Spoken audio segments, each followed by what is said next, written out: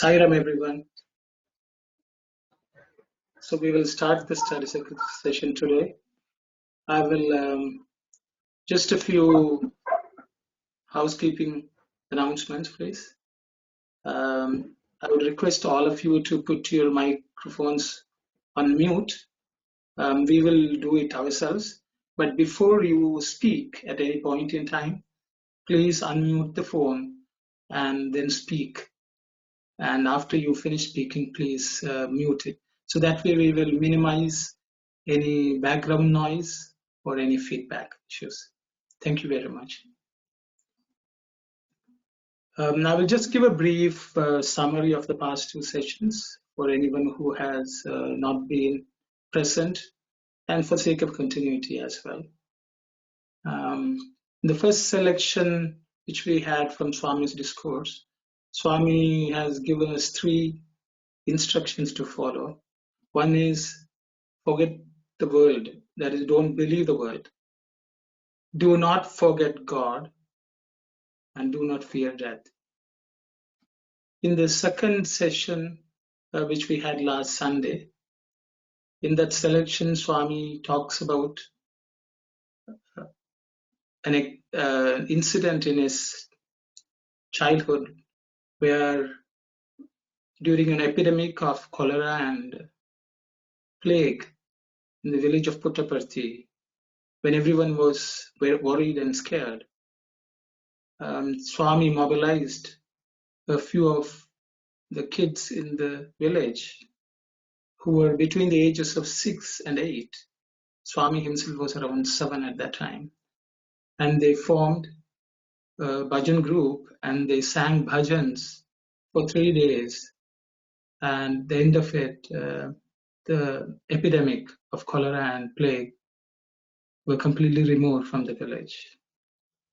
And Swami demonstrated to us how through prayers and singing the name of God,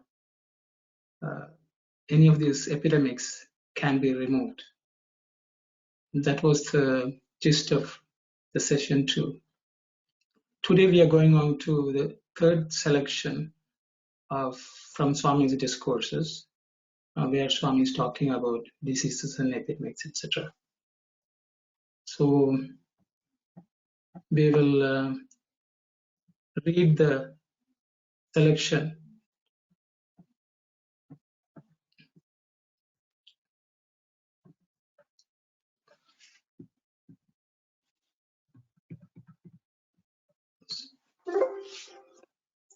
In this world, all beings are classified into 4 categories. Andaja, that which is born out of an egg. Pindaja, that which is born out of the mother's womb. Udbija, that which is born out of earth. Svedaja, that which is born out of sweat.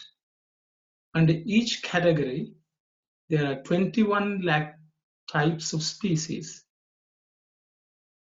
For those who are not familiar with lakhs, it is 21,100,000 or 2.1 million species. Hence, it is said that there are 84 lakhs species in God's creation. The 84 lakh species are subjected to the types of sufferings, namely Adi Bhautika, Adi Daivika, and Adhyatmika. Adi Bhautika refers to the diseases that are caused by man's attachment to the physical world. It also refers to the diseases that are caused by insects like mosquitoes, flies, etc. Adi Daivika is related to the suffering caused by natural calamities like earthquakes, floods, and epidemics like cholera, plague, etc.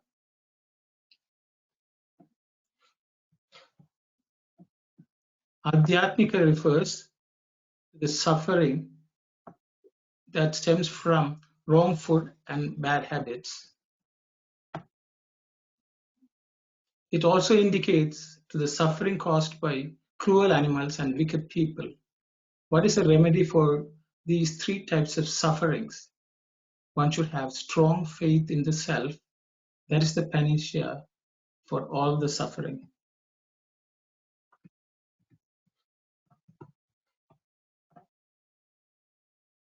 So we will go back to, okay, and I will finish the last section as well. One should strive to experience Atmic bliss, for which 9 paths of devotion are prescribed. Shravanam, listening; Kirtanam, singing; Vishnu Smaranam, contemplating on Vishnu; Padasevanam, serving the lotus feet; Archanam, worship; Vandanam, salutation; Dasyam, servitude; Sneham, friendship; and Atmanivedanam, self-surrender. Man can get rid of all his afflictions by taking to any one of these 9 paths.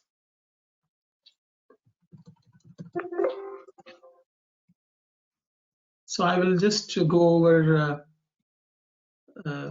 briefly the first section.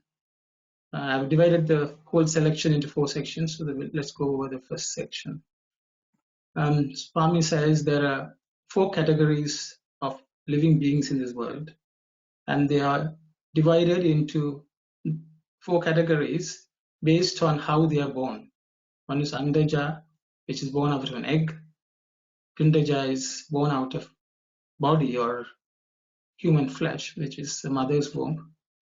Udbija is that which is born of the earth, things like plants and so on. Swedaja is what's born out of sweat. There is some bacteria and so on.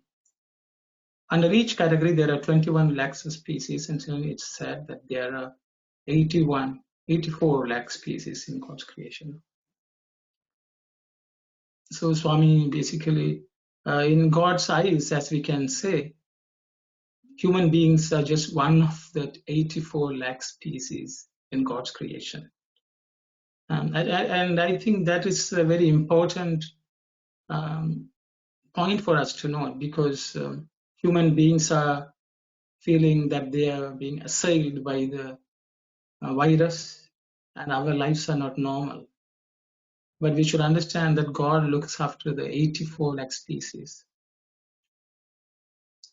And if that is so,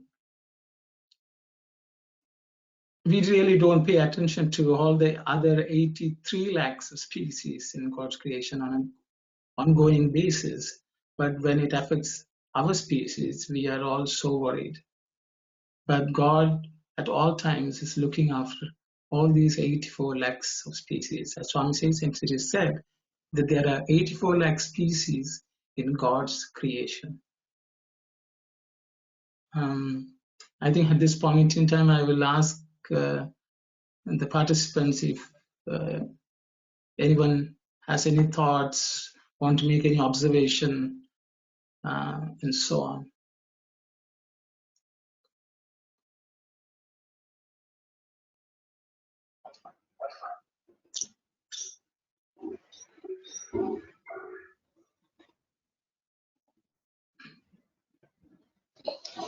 Sairam, there is a question from Sister Meena in the chat box. Yeah, I saw that.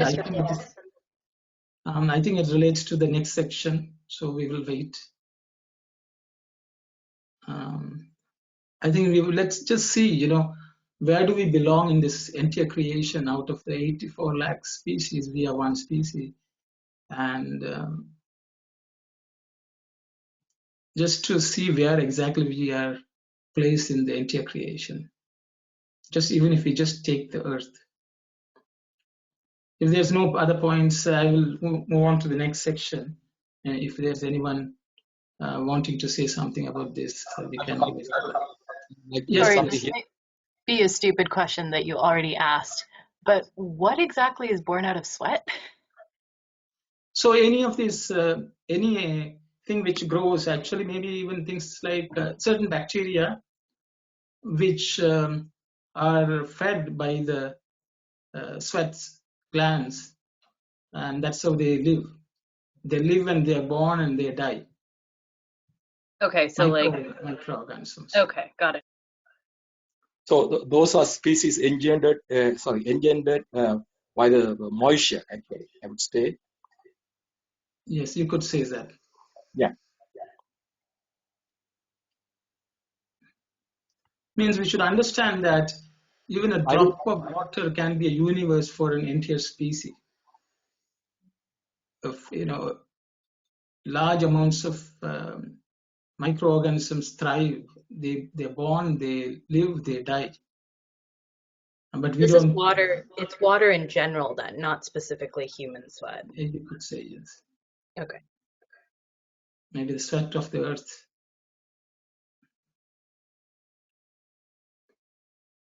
Sai Ram, this is Malina. It's very interesting that Swami says that it is an act of God. I think he called this Adi Daivika, that also creates the epidemics, because I always thought it was all the tornadoes and cyclones and earthquakes. But that's very interesting. You've said, I mean, in this discourse, he said epidemics like cholera and so on. That's just my observation. That sister, that's related to the next section. Maybe I will go to the next section. Oh, I see. So no problem. The Swami says the 84 lakh species are subjected to 3 types of sufferings, namely Adi Bhautika, Adi Daivika, and Adhyatmika.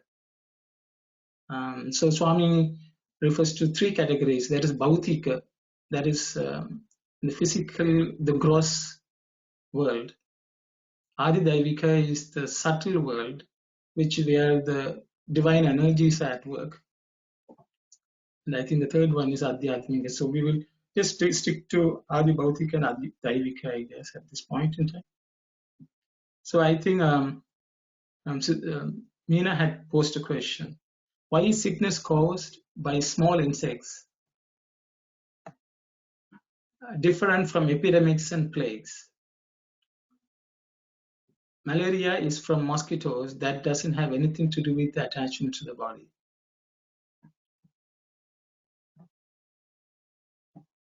So anyone would like to comment on this question?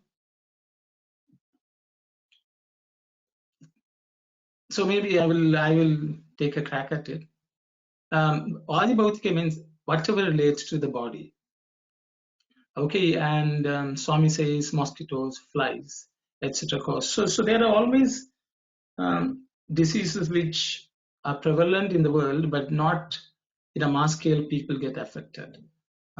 Individuals may get affected through attachment to the physical world. It's not the body, physical world.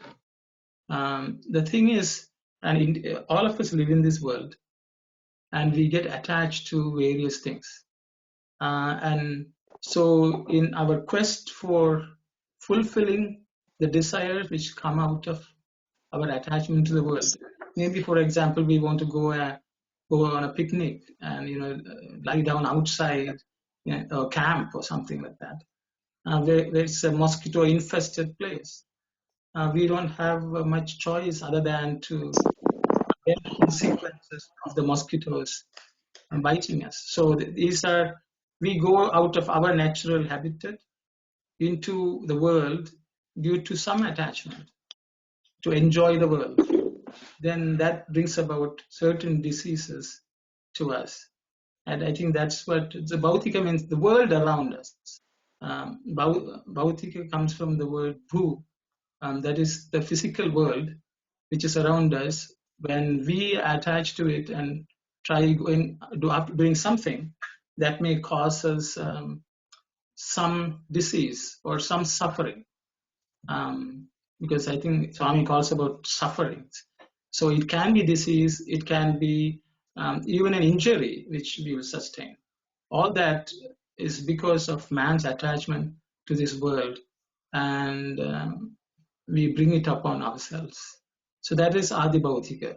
That is the world around brings about on an individual basis a certain suffering. That's my understanding. Okay, I think one sister has to comment. Mosquitoes and flies breed in unhygienic surroundings or stagnant, uncovered water, uncovered food, etc., which is part of the physical environment. So she's quoting, that if we don't keep our physical surrounding clean or in a hygienic manner, and that can bring about adi bhautika, that is things which are caused by the world around us. Even a dog biting us, an animal chasing us.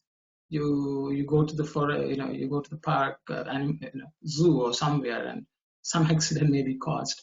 All that is what is brought about by adi bhautika and our own actions. Anyone else would like to add, please? If I may take a crack at it. Yes, sister. Nalina again. I like what Prafulla said and what you said as well, brother, because we have invaded the natural habitat of the animal kingdom quite a bit as human species. One thing that comes to my mind about attachment to the body is not everybody gets malaria. You may be exposed, but only some people get it, right? So it could be the kind of food that we eat and also our immunity level, of course, and multiple other things that converge to for the person to get things like malaria. But to me, the food that we eat probably also the smells of it attracts the flies and the mosquitoes to us. That's what I'm thinking. I have no scientific proof, but that's my thought. Okay, thank you very much, sister. Anyone else would like to say something?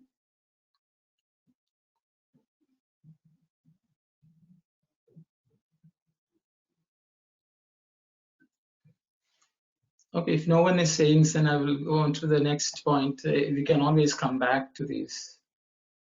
I think Sister Nalina, you already mentioned about Adi Daivika is related to suffering caused by natural calamities like earthquakes, floods, and epidemics like cholera, plague, etc.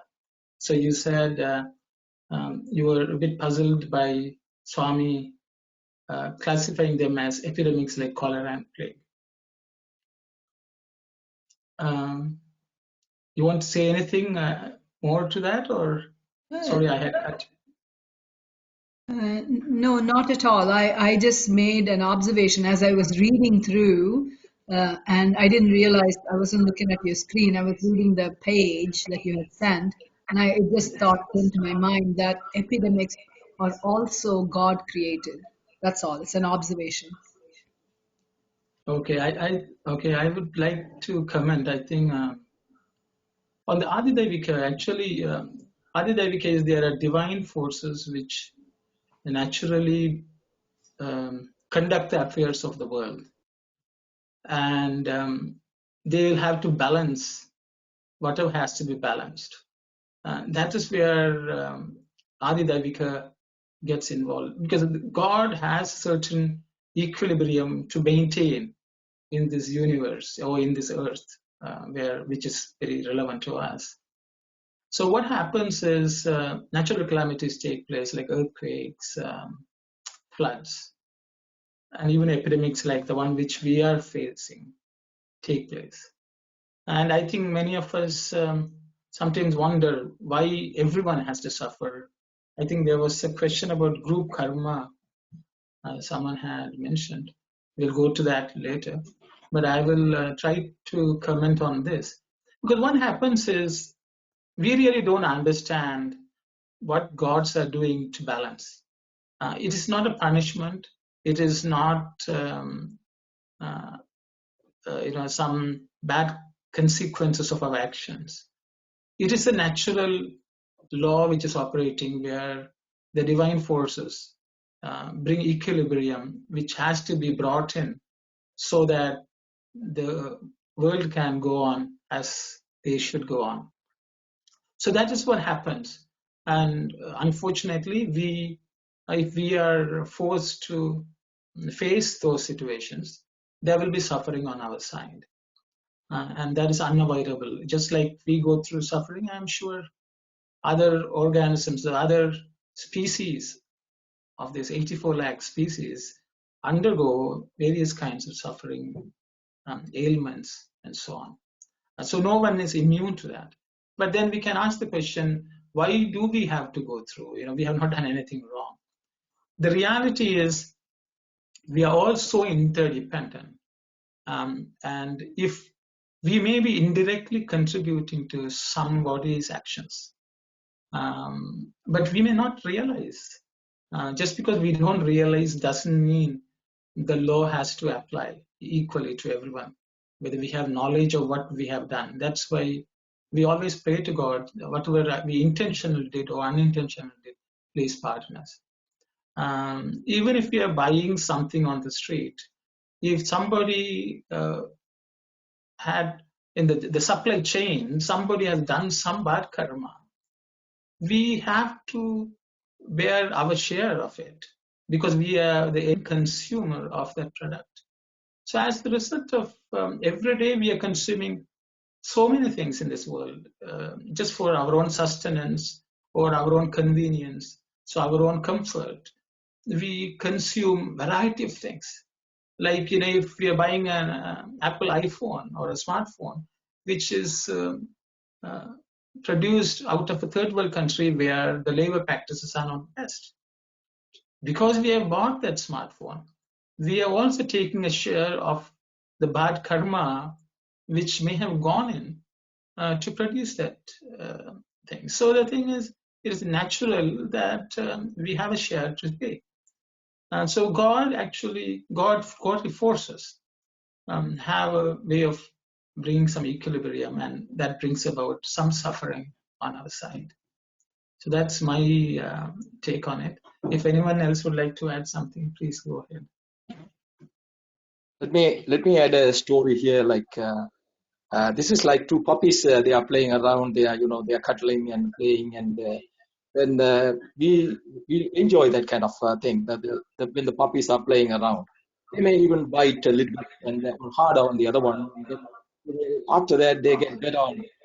So this is sort of a play in the eyes of this God. This is all play. So thinking that the humanity, the humans have been thinking they are the dominant of all the creatures of the like species, and now the bottom one is biting us a little bit harder on us. So we think that in the face of the God, this is sort of a play for him. We have to accept it as it is and then leave it to God. Okay, you have made a decision. You enjoy the game. That's my feeling is on this. Thank you, Brother Aaron. Anyone else would like to add something, please?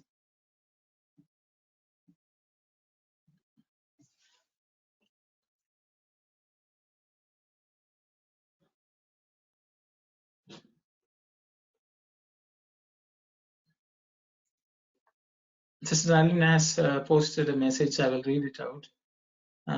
Makes sense to me. We all experience the consequence of karma proportionately. That's a comment from Sister Nalina. If there are no questions or comments, please, this is a study circle, and I would encourage everyone to participate in some manner or other. If you have something to share, please go ahead. You can interrupt when I'm speaking also and make your comment. If nothing else anyone has to say, I think I will go on to the next section.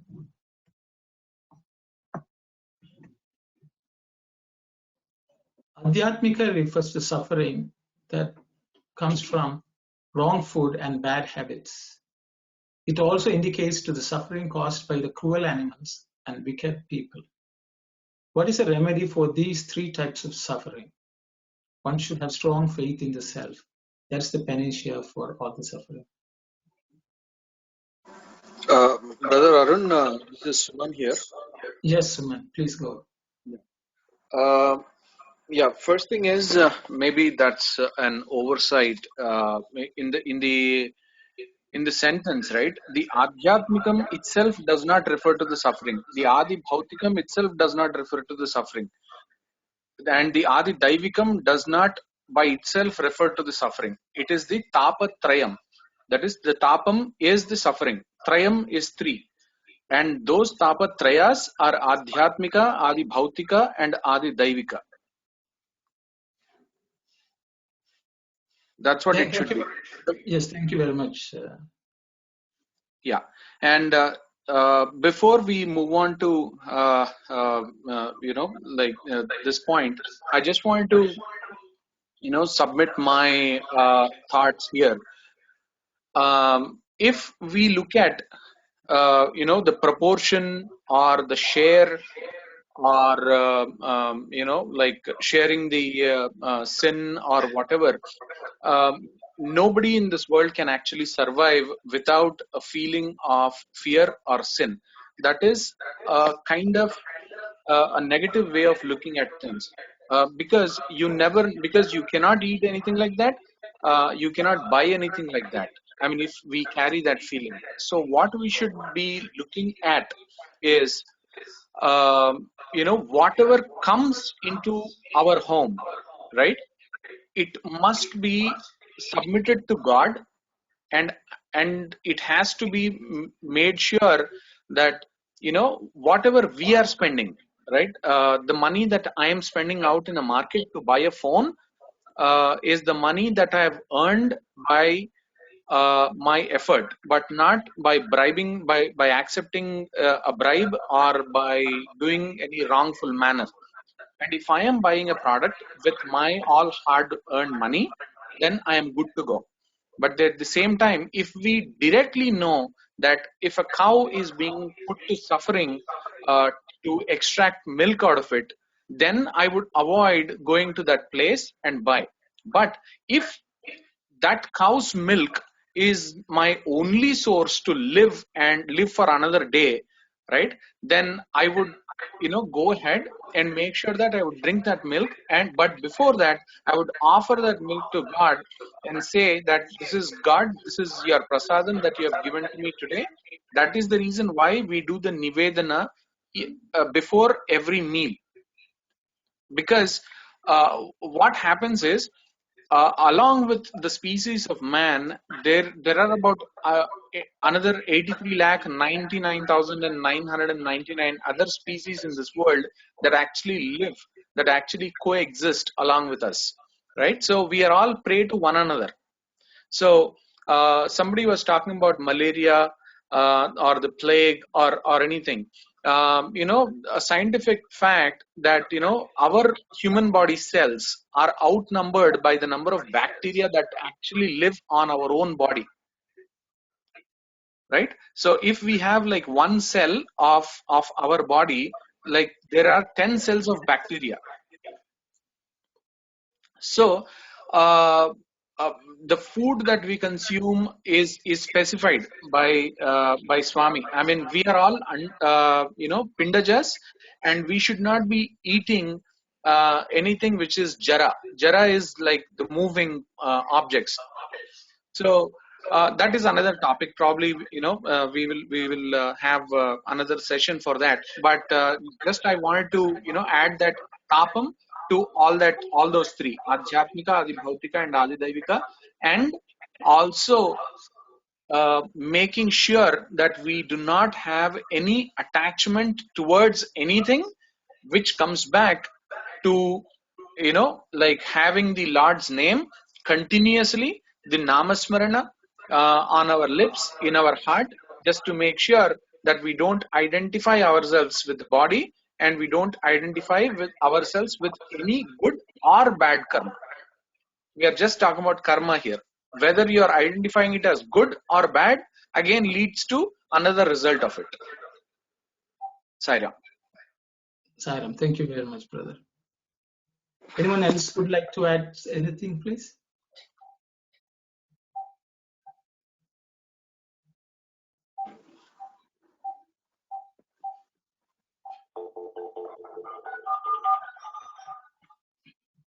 Hello? Please enter your access code followed by the pound or hash sign. Okay.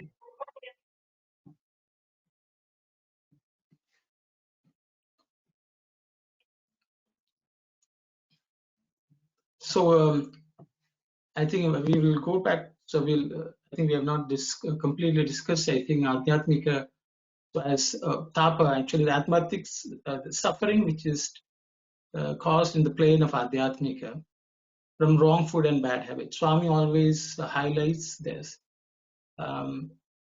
because Ahara Vihara is what determines how our spiritual progress goes on, because we are all suffering through some challenge or other in the Adhyatmic spiritual path or spiritual plane, and that's caused by the subtle energies which comes from the food and any habits of the not good nature, and that causes us problems in our progress in the spiritual realm, and that's the Adhyatmic suffering. And that also sometimes you will wonder, Swami, I'm doing all the sadhana, why am I unable to progress?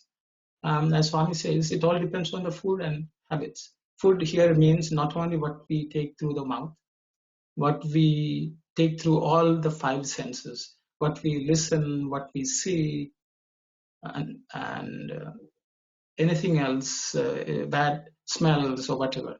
So anything, any input, but most of the problems come from eating, listening, and seeing. These three can cause a lot of suffering in the Adhyatmic sphere. So for all this, Swami says, the solution is the strong faith in the self, in God. That's the panacea for all suffering. And does anyone have anything to say or ask any questions?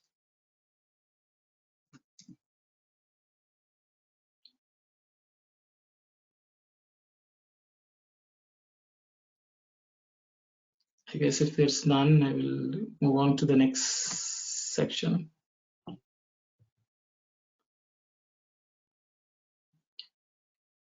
One should strive to experience the Atmic bliss for which 9 paths of devotion are prescribed. Shravanam, that's listening, Kirtanam, singing, Vishnu Smaranam, contemplating on Vishnu, Pada Sevanam, serving the lotus feet, Archanam, worship, Vandanam, salutation, Dasyam, servitude, Sneham, friendship, and Atmanivedanam, self-surrender. Man can get rid of his afflictions by taking to any of these 9 paths. That's what Swami says. These are the Navavida Bhaktis which Swami is speaking about. Would anyone like to add anything to this, please? Your comments, or any thought which comes to your mind?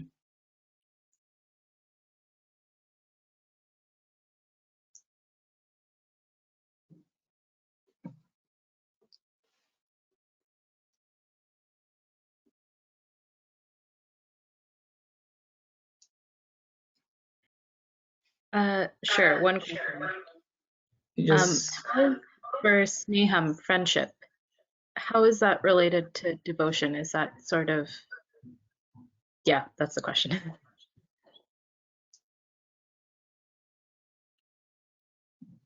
Anyone would like to comment on this, please? Yeah, Suman here, brother. I would like to take that question. Yes, please go ahead. Yeah. Friendship with God is very simple, and that's one of the most easiest way With to God. Okay, got it. Sorry, I assumed like friendships in your life. My bad. Yeah. So you got it, right? Yeah, that makes sense. Okay. Nice.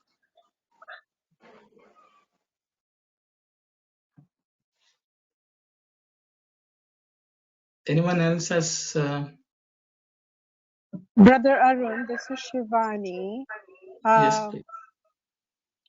Maybe I'm not able to think out of the box. I know we were talking about 3 kinds of suffering through food, and then we move on to Atmic, the self-realization. So I don't know, maybe I'm not able to make a connection there. Like we moved to the 9 path of devotions, like we were talking about the sufferings and all of that. and then we move to 9 path of devotion. I mean, can you help me in thinking, like making a connection there? Sorry. Okay, that's fine, sister. So I think maybe anyone else would like to say something? Okay, maybe I will take a crack and others can join. So the sister, when we say suffering, what exactly it is that our natural state of happiness, if you want to say, is hampered. We were normally happy, but that state of happiness or joy, which Swami says is actually the Atmic bliss, certain peace in the Atmic level, gives us a certain sense of elation, a joy, happiness, or even calmness. And whenever any of these sufferings, afflictions come, that means something has happened to the state of Atmic bliss or the state of joy, which is our natural state. Okay, so the thing is, so what has happened through any of the sufferings is that our natural state is taken away from us. And so we are trying to go back to that natural state. So that's why Swami goes back to, one should strive to experience Atmic bliss. So the thing is, if we knew how to enjoy the Atmic bliss, anything which happens to the body, anything which happens in this world around us will not affect our state of that happiness.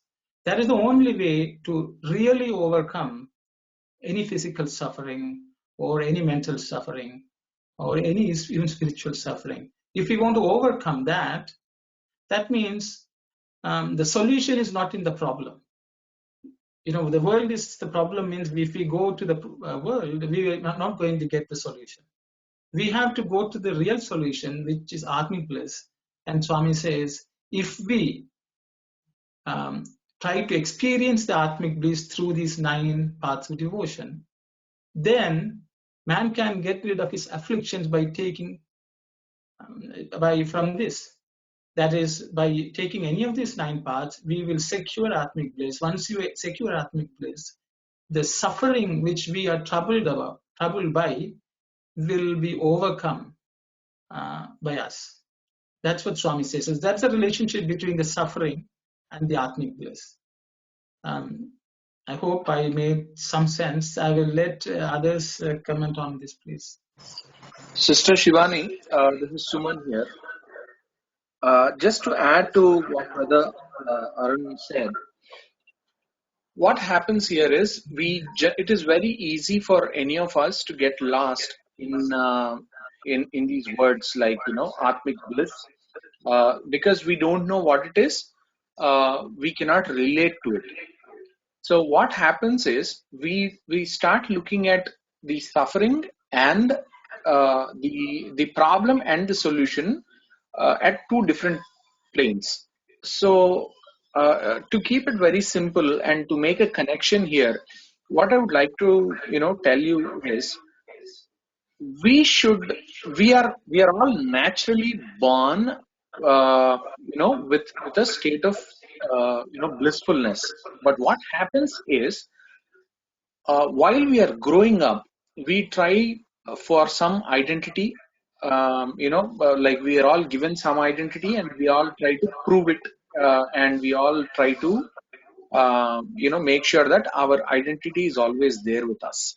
So what starts happening is we get lost in that identity, and we forget our real selves.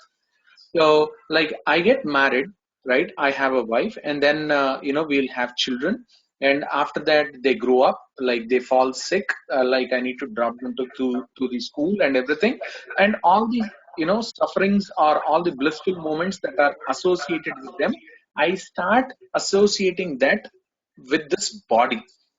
So long I don't have a sense of my own self, and so long I don't realize that I am here only for a specific period of time to enact a role of Suman that is given to me in this life, but I am not Suman by myself. I am getting identified as Suman because because I have a physical body, but my own self is something else. That is Atma. And to realize that Atma, we have different paths that we all can take. That is the Navavida Bhakti Marga, right? And any of it we can choose, and we can be very closely associated with God. And then, if we can just participate in this regular world as an artist in a movie, right? That artist in a movie is different, and that same artist outside is different. He's just performing his job on the screen, but once he's off the screen, he's a different person altogether. So if we are living by ourselves and if we are talking to ourselves, then we are that embodiment of God, embodiment of love that Swami calls all of us, right? But when you are in this world, you are just acting, a role of a mother or a sister or a daughter-in-law or a mother-in-law or whoever you are to all the relatives and friends that you may have. So likewise for every being. But the problem is, if we start thinking that it is us who is doing all this, that is where the tapatrayam comes in, and it starts affecting our natural state of mind. So just to realize ourselves and to keep ourselves in a state of joy, God has given us different ways to reach Him and make sure that our identity is protected, and we are, closely following His path. I hope it makes some sense. It does. Let me be a little devil advocate, which is my style.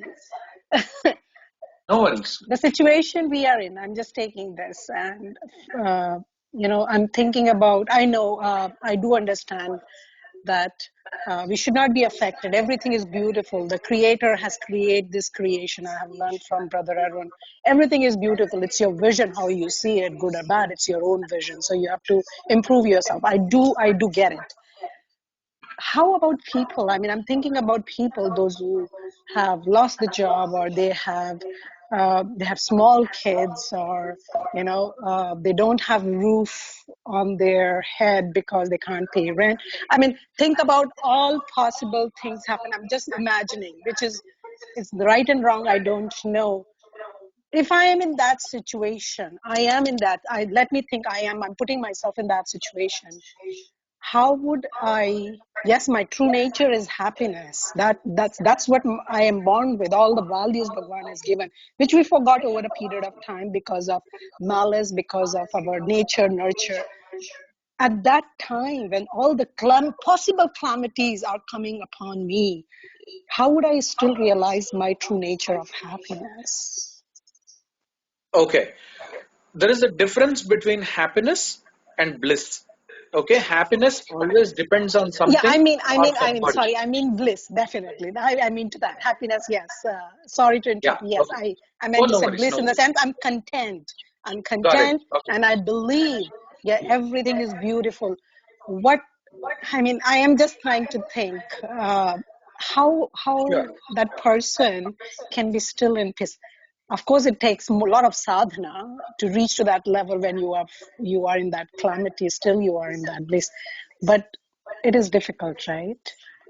It is. It is. So the point is, uh, if you just recollect my previous sentence, I just said, like, you have to do your role with this body that is given to you. You have to make sure that whatever is there in your capacity to compassionate, to do service, or to love people and to be affectionate with them, to empathize with them, everything which is required to make sure that in whatever is there in your capacity to bring people out of their physical suffering, you have to do it. That's the reason why we have this body. That's the reason why we have those emotions. But nothing of those should be overlapping a sense of divinity within yourself, right? And you also need to understand, if we all believe in God, like, we say that, oh God, I mean, nobody will open, God's door and say, hey God, put me through, some sufferings. Nobody of us will say, right? Even though we believe that God will take us out of these sufferings, nobody of us want it, right? But the point is, we need to understand when we have come into this world taking an upadhi is the body, a body of an ant, an elephant, a human, a dog, or you name it, or a tree, or a rock, whatever. Once you have taken an upadhi and come here into this world, you are bound to get happiness as well as sorrows, because you have come here with a purpose of going through all this because of your previous deeds. So what you need to understand is you keep on, like reinstating in yourself that, you are just going through this as an actor. Okay, but be sincere in all your efforts that you are putting to make sure that the fellow being is taken care of, right? And everything. But that should not be affecting you in a way where you get lost and start identifying yourself with the body. I think so. Thank you very much, Suman. I think what we will do is, Sister Shivani, is we'll go through the 9. The thing is, so Swami has given the solution. Okay, how is this solution going to solve the problem? Is something which we can debate or discuss without fully understanding what each of these paths is. See, there are things which are beyond our ability to solve in this world. I think what each of us can think of is what is our current state, and from where we are, what can we do to ourselves and the world around us. And I think that should become clearer if we go through the 9 types of devotion. Because there are some questions being asked about these 9 paths. So I think let us address them. Let us try to understand that. Because I think to some extent we need to believe that Swami has given a solution. And if we don't learn what the solution is and apply it and see, we will not understand how it will help us or how it will help others. So I think if we are in a position where we can learn, I'm sure God will help everyone in this world. If there's something which we can do to our fellow human beings, we can do. But let's go over this 9. These are topics, I think, bit outside the current selection. So let's stick to that for now. Believe, have firm faith that Swami has said it. So there must be some truth in it. And then let's try to understand. Okay. One sister has asked, does Shravanam apply broadly to all senses or just listening? Sister, from what I understand, Shravanam is basically you learn or listen. And I think in Sanskrit, various terms are used. This relates to what's called jnatum, or to know. So in ancient days, most of the learning was done by listening. Through pursuing what's called Shruti. So the teacher will teach, the student listens, which is considered the primary way through which we learn. And of course, now we also read and understand that also can be considered Shravanam. So it applies to anything through which we learn. Learn about not anything and everything, learn about God in this case. That's what is meant by Shravanam. Can anyone else comment on Shravanam, please?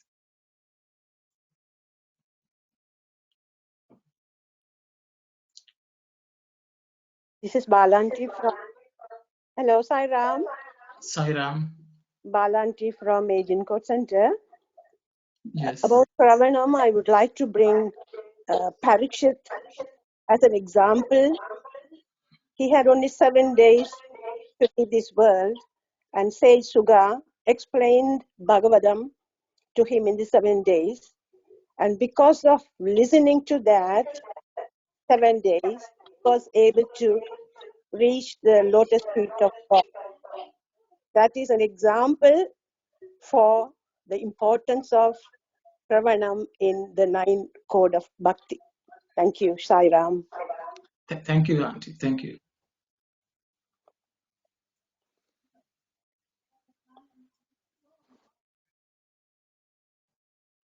So if there is nothing, I think we can go one. I think there's another question asked. Somebody has asked the difference between Archanam and Vandanam. We will come to that.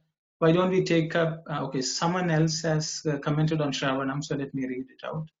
Shravanam means to listen with attention. Listen to whom?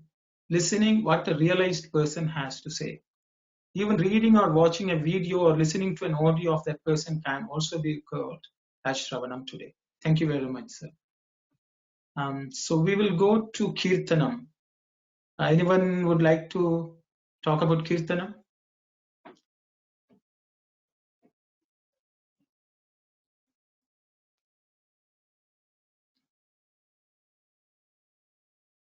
So if no one else is saying anything, so I will comment on it. Kirtanam is, it's actually Sankirtanam, Swami would say. That is the best tool Swami has given to all of us, which is bhajans. Swami gave us so much importance to Kirtanam. And the example, just like Parikshit is for Shravanam, for Kirtanam, Swami has told that sage Narada is the best example of Kirtanam for his own evolution in the spiritual path. So I think if anyone else would like to add something, please. The next one is then Vishnu Smaranam, that is contemplating on Vishnu. The example Swami has always held up for this is Prahlada, who underwent so much suffering at the hands of his own father, but he never gave up contemplating on the Lord. So through that he overcame all the suffering which was inflicted on him. Sairam, brother. Sairam, sister. This is Ananti, and I would like to clarify one point in this Vishnu Smaranam. Out of these 9 paths of devotion, all 8 would be applicable to all religion. Particularly, this one indicates as Vishnu Smaranam, contemplating on Vishnu. Maybe different people, they may have different deities, and they may want to chant different smaranams. So maybe in this particular context, this Vishnu means the Lord, or just particularly contemplating on Vishnu. That is my question on this one. Thank you, Saira. Thank you, sister. Would somebody like to comment on this, please? Yeah, it can be any name of God that you wish to contemplate on. Here, Vishnu is is just one form of deity that we all worship, but it can be the name or the form that you choose can be of any personal choice of yours. That's the beauty of our Hindu Sanatana Dharma. That there are no restrictions on the name or form of God that you want to worship on. Okay, thank you. Yeah, sister, Vishnu actually means God who is present everywhere. The all pervasive God is called Vishnu. So anything in this world is where God can be seen is Vishnu. So though it is a Sanskrit term, Vishnu, it is should not be taken as only Narayana. Okay, the all pervasive God is Vishnu. So it applies to all religions. It is no different than Allah or Jehovah Yeah. or any form. Okay. Yeah, that makes sense. Thank you. Thank you, sister. So the next one is Pada Sevanam, worship of the feet. Okay, I will just pause here. Someone has commented on Sankirtanam. Sankirtanam means singing the names continuously aloud without interruption and without hesitation. It's a comment from one of the participants. Okay, let's go to Pada Sevanam. Pada Sevanam is serving the lotus feet of the Lord. Anyone would like to comment on this, please?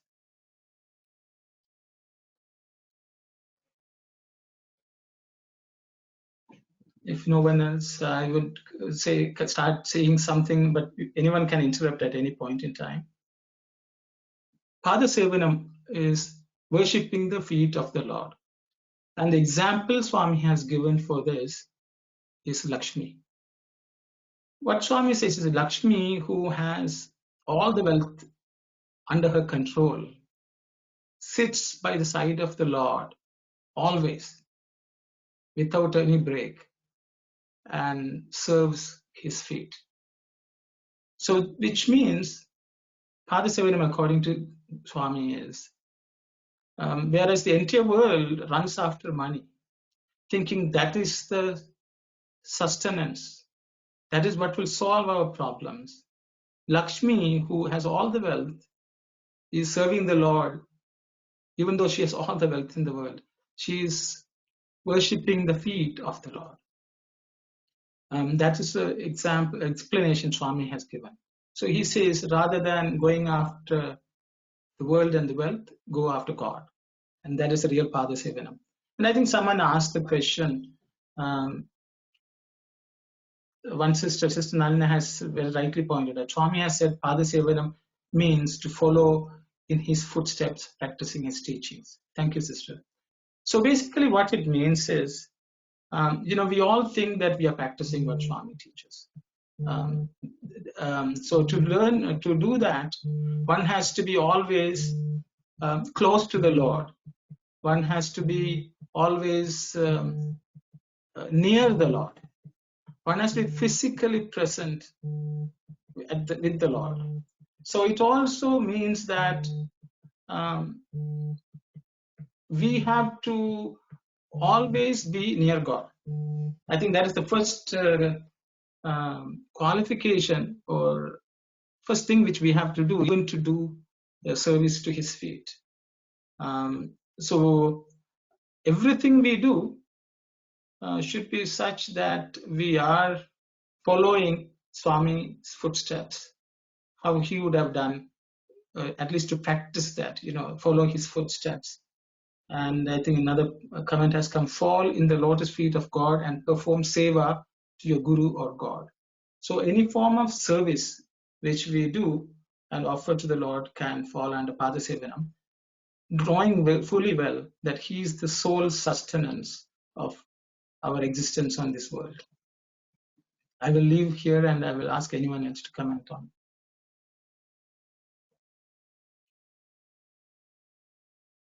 I want to add to Yes, brother. when you were saying, Swami was saying that Lakshmi was serving the Lord Vishnu.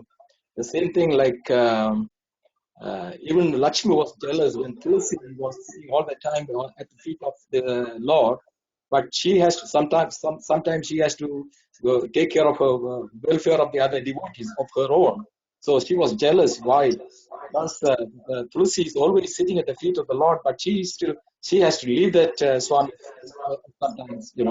That sort of a thing she hold it on. That's one thing. And then I took this another part of Savanam is in Ramayana, when Rama went to forest, then Bharata with Vasishtha, they went to the forest to bring back Rama. But Rama didn't come back because he was obeying his father's order, because he wanted to stay for there. Then Vasishtha advising Bharata, you get the sandals from Rama. Then what Bharata did, he brought the sandals there and he put it on that, I don't know how to put that, and then he was worshipping Now Rama's feet are that sandals, as you know, that's sort of that's Father Savanam. And even Padaka Puja, what we are all doing, even at home and everywhere, what we are doing, we are considering a Swami there. Actually, we are doing the Seva, the Padha Savanam, at the feet of the Lord itself. Everybody, we are doing that, right? On a day-to-day life. That's Padha Savanam, to my understanding. Thank you very much, brother. Thank you very much. Excellent. So we will go to the next. Yeah, sorry. Yes. No. Go ahead. I think we Okay. don't have time, brother. Let's finish all the devotion part. Okay. We'll go over the points, and then if we have time, we can spend. Okay. We'll go through it quickly. The next one is Archanam, and then the next other one is Vandanam. So first, let's look at Archanam. I think we can have one full study circle or a few study circles on all these nine types, but we will go through them quickly. Somebody has commented, Pada Sevanam is service to the poor. Thank you very much, brother. And I think there's another comment also on Pada Sevanam I'll read out.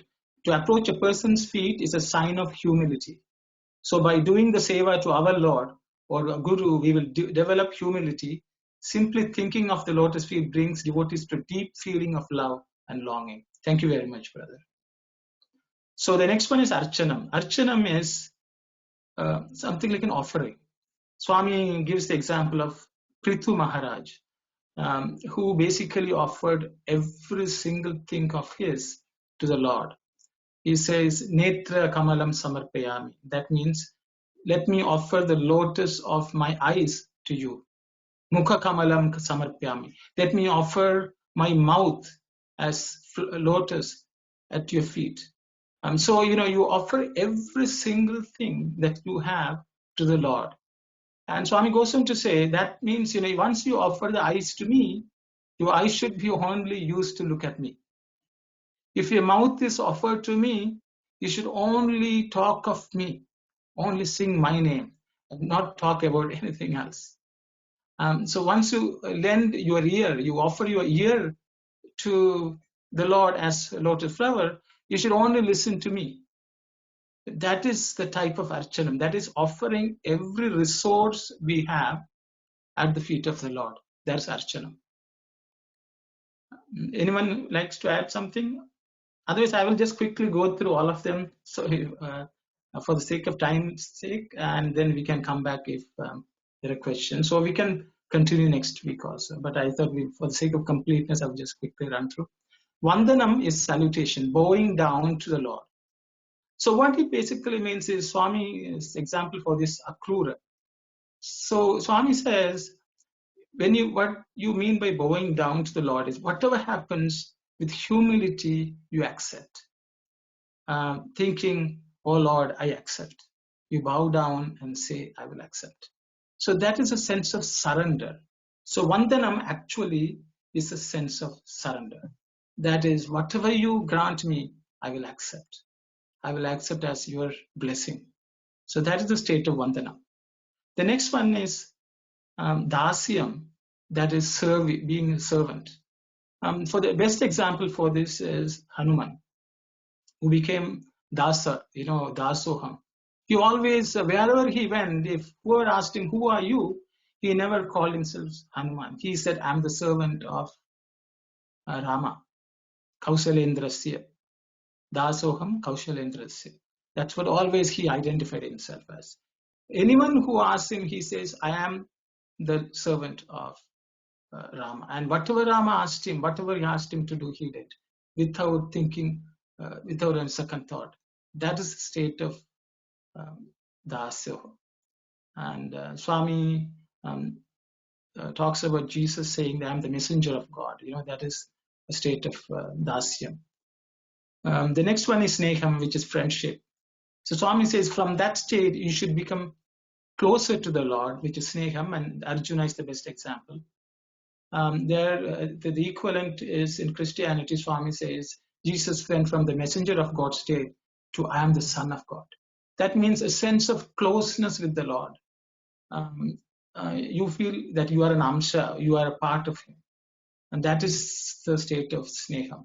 The last one is Atmanivedanam, complete of self-surrender. As Swami says, Bali was the example for this. He just offered him his entire thing, his body, mind, and soul at the feet of the Lord. And that is total dedication. So I will stop here. I'll quickly run through.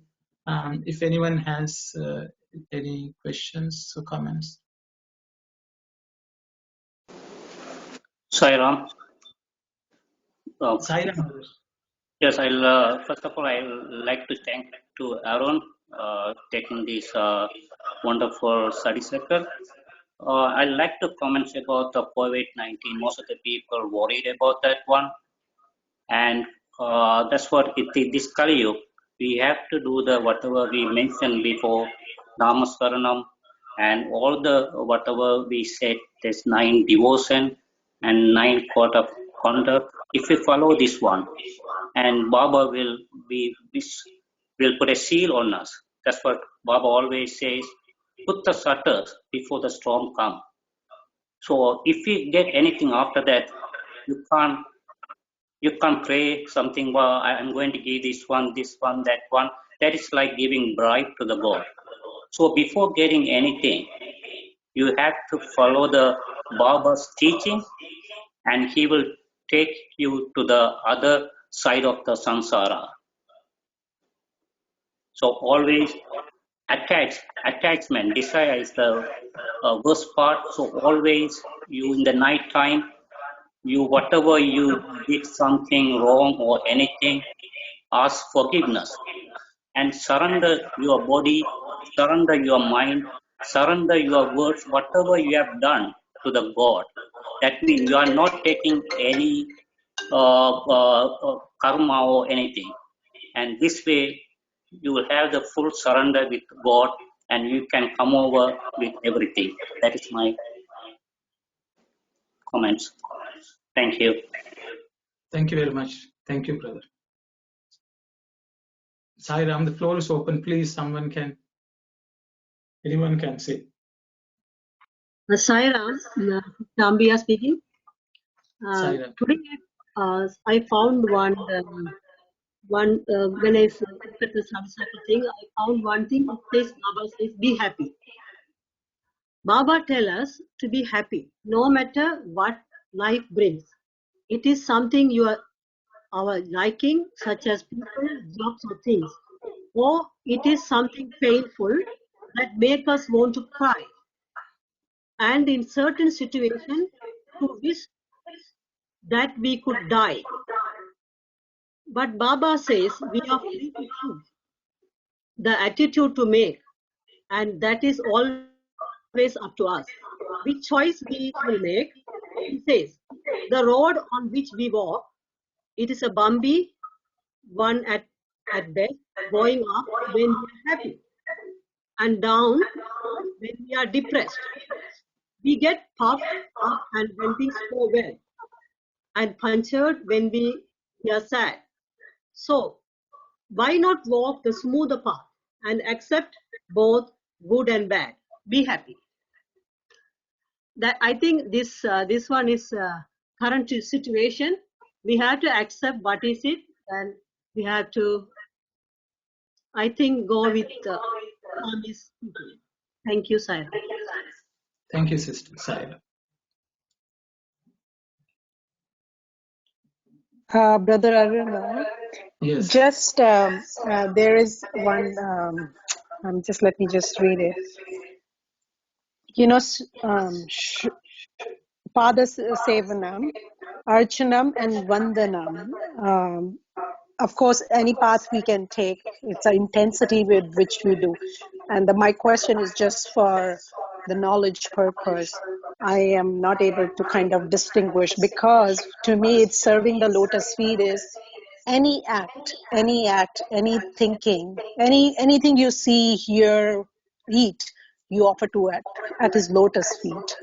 But isn't it? It's another way of worshipping and salutation. Sister, the thing is, if you read the last sentence, Man can get rid of his afflictions by taking to any of these 9 paths. So the thing is, if you can take one and practice it, and it has elements of everything else in it. For example, if you are only contemplating on the Lord, whatever you are doing is to serve Him only, because you are not thinking about anything else.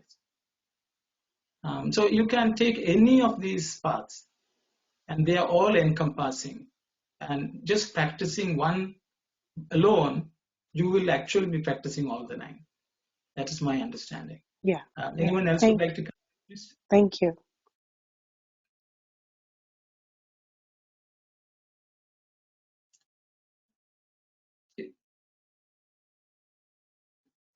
It's suddenly went silent.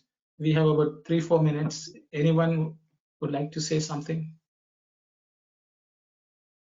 or ask any questions? If you have any questions or anything like that, you can always email to us, and we will try to take up.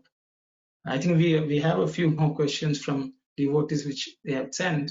We haven't covered today, but we will take them up in the subsequent circles. Sairam, Brother Arun, Yes. Nalina here.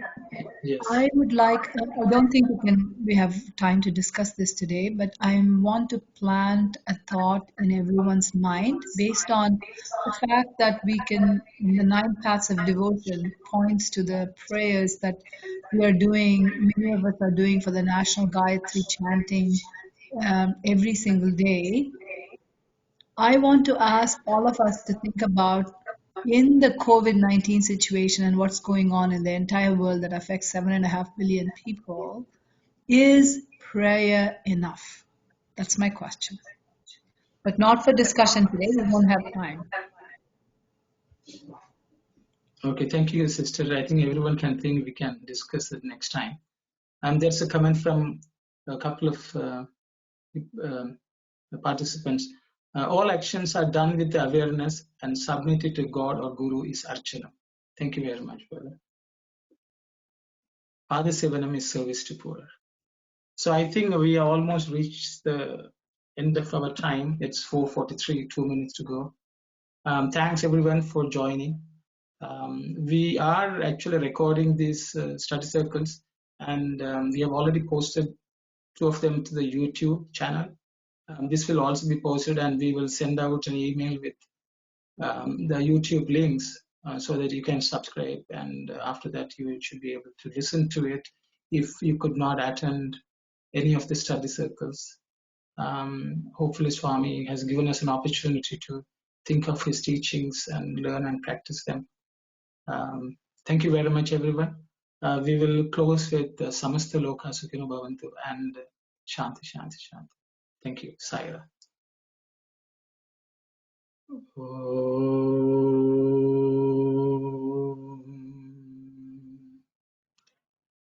Samasta Loka Sukhino Bhavantu. Samasta Loka Sukhino Bhavantu. Samasta Loka Sukhino Bhavantu. Om.